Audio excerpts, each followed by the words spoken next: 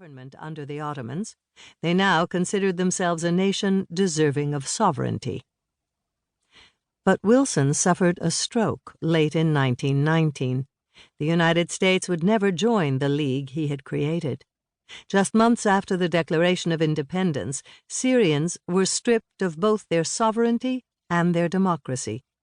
In direct contravention of the League Covenant and Wilson's 14 points, France and Britain forcibly occupied Greater Syria, partitioning it between them into the states of Lebanon, Syria, Palestine, and Jordan.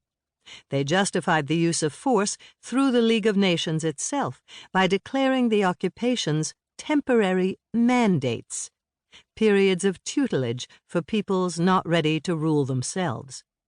In the end, the great powers at the Paris Peace Conference treated their Arab allies worse than their German enemies, imposing terms suffered only by peoples who had been colonized before the war.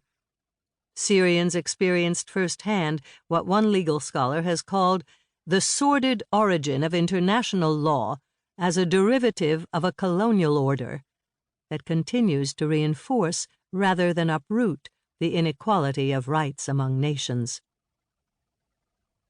Syrians' bitter disillusion was shared across continents.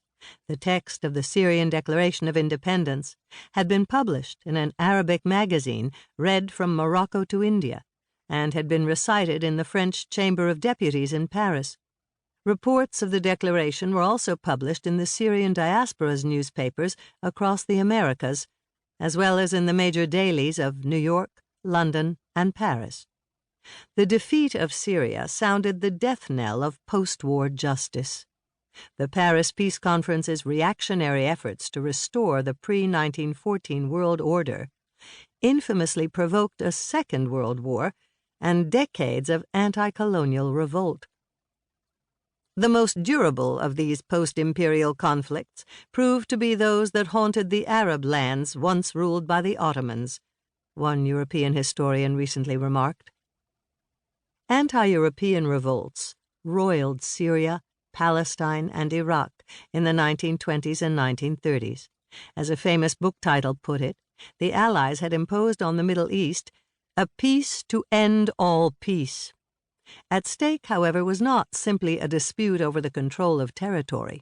Under the League of Nations mandate system, the democratic sinews of governance broke.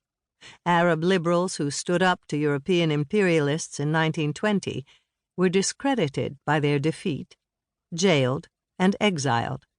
The French and British states were colonial in all but name.